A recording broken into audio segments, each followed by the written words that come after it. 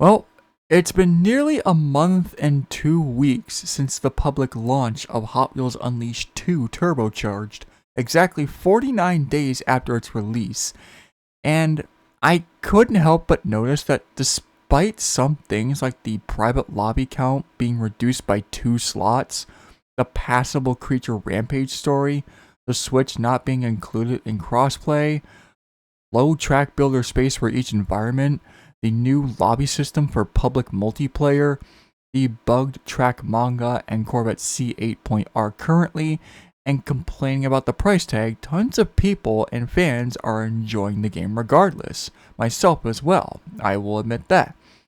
It really is an improvement over the original and definitely worth your time if you can get it at a decent sale.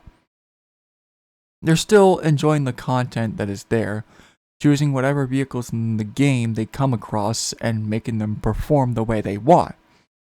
They might have found their new favorite cars in this game and likely turned into a fan of it because of how it looks or something.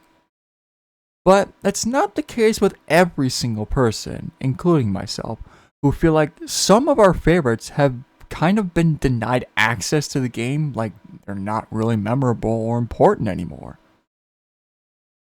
You know, it would have been amazing to have at least the drop tops version of Speedrun from the 2006 V-Drop track set in the game.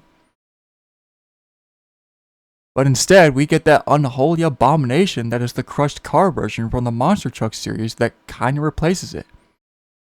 As Mattel figured, oh, everyone wants more of the Monster Truck series in this game, so we're not gonna have two vehicles that are the same name, and that's why the drop tops version wasn't in it? Why couldn't we have both, honestly? Has anyone ever considered putting them together instead of against each other? Well, not like it matters or anything.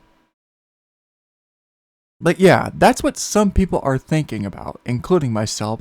Like, some Hot Wheels cars are prioritized way more than others, and that's the reason why ones like the little red flat hot rod here wasn't given the VIP access, since the crushed car one is clearly more ideal because of monster trucks already being in the game. So why else would the drop tops version not make it in? Especially when you advertise the monster trucks in the previous game's second expansion.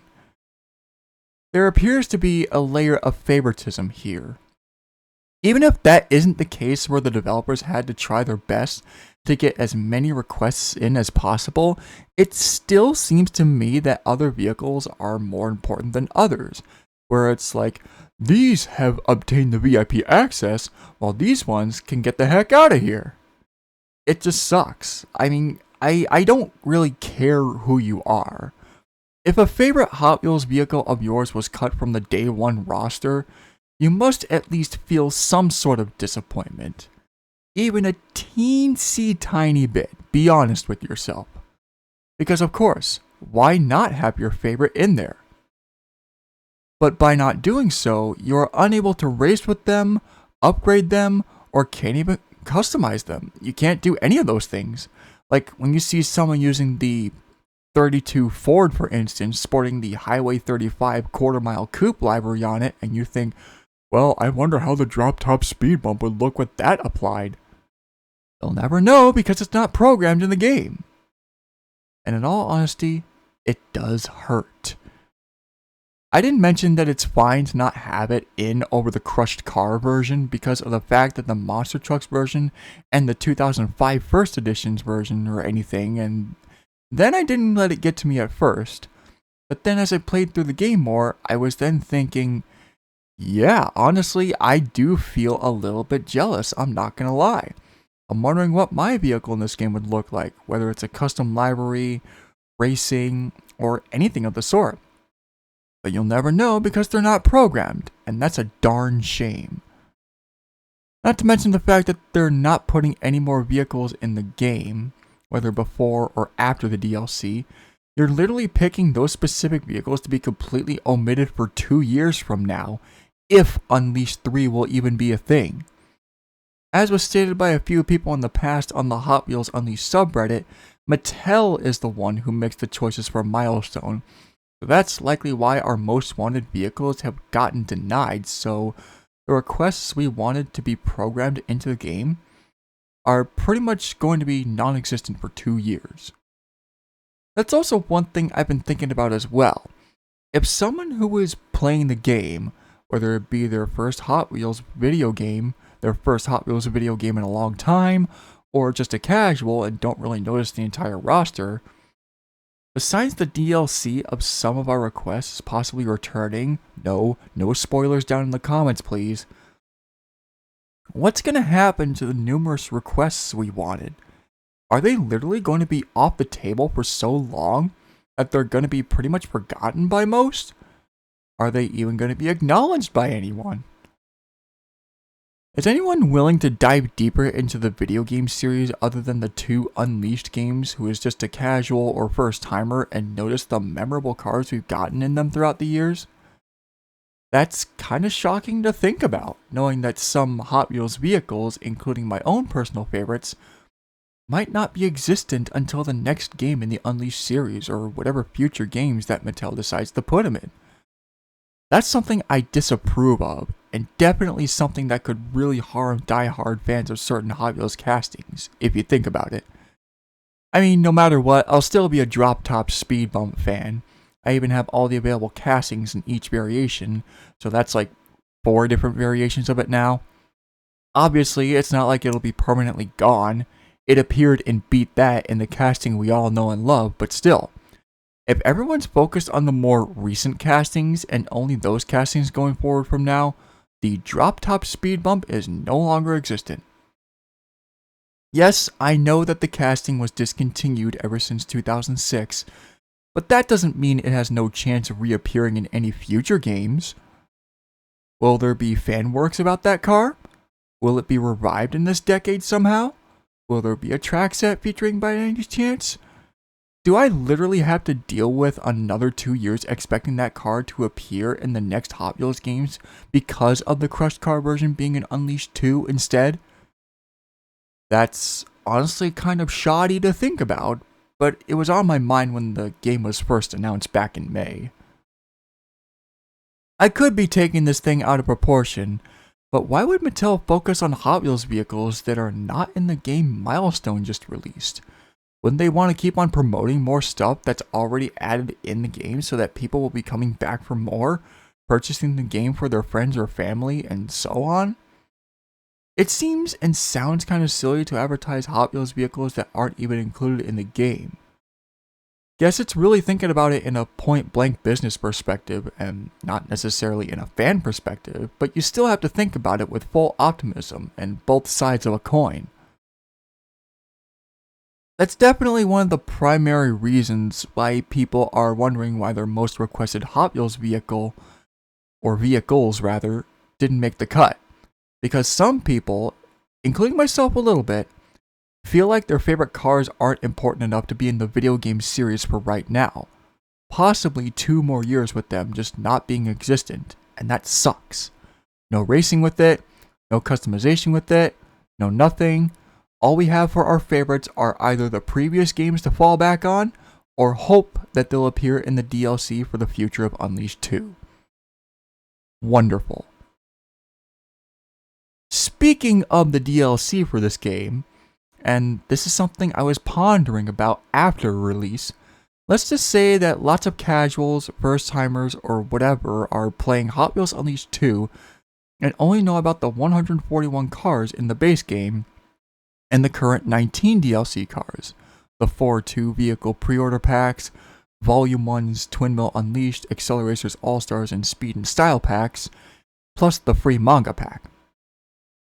That'll mean that they're not going to know about the majority of cars that didn't make it in on day 1 release. One thing that I kind of dread thinking about, even though it could be plausible, is that imagine if because there are so many Hot Wheels vehicles in this day and age, and let's be real here, Mattel's running out of ideas, we have a freaking taco as a car for God's sake! What if they use those popular requests that didn't make it in as a selling point for quote-unquote new vehicles in Unleashed 2 and possibly any future games going forward? How's that for a possibility? Why else would our favorites not be part of the base game roster? There's two things that could make this likely to happen. One, the possibility of using older castings in previous games as new, Rigor Motor and Unleashed 1 for example, and two, forcing people to buy it so that either way, the option to get them would be paywalled no matter what. So not only are you just rejecting some of our requests, but you're also probably going to be like, hold on a second there, you'll need to purchase this vehicle individually or get the volume pass to add this car to your collection, to the hardcore fans. I know I'm looking at it in a really negative perspective, but I've noticed Mattel's greedy decisions lately, especially going back to the first Unleashed game's DLC. That whole $267.44 worth of individual paywall DLC says a lot. Mattel seems like they don't need to put any ounce of effort or creativity into their own designs or ideas to make bank off this franchise, and that's quite shocking. There are so many people with the mindset of, oh, I'm a good Hot Wheels fan, so I should get all this no matter what it takes. Or, I'm a hardcore fan of Hot Wheels, so I'll support this with my life. That has to stop, honestly. Or else, more vehicle cuts in either the toys or video games, more silly cars added in over good fantasy castings, or reselling them back in digital products are gonna keep on happening. I myself don't want that to happen, and I know that a lot of you don't either. But hey, to newcomers of Hot Wheels Unleashed 2, you haven't seen the drop-top speed bump from the 2006 V-Drop track set before. It's new. Get it. I do not want a price tag on my favorite Hot Wheels car of all time. Thank you very much. Nobody does. But who's to say where the Hot Wheels franchise is going lately?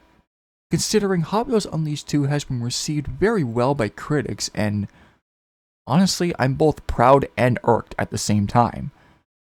It's not a bad game at all. I can't say that it's terrible. I mean, I've been loving it a lot ever since release. Why would I suddenly say that I hate it now? I fear with the whole franchise and people's most requested vehicles being non-existent or not as important as others, I don't want them to be relevant when it only benefits Mattel's finances. Yes, I understand that it's their intellectual property and such, they can do whatever they want with it, but that's still very disappointing. Nobody wants to see that, especially to an audience they're mostly catering to. But at the very least, I guess we fans of specific vehicles in the distant past have the previous games to fall back on for the time being.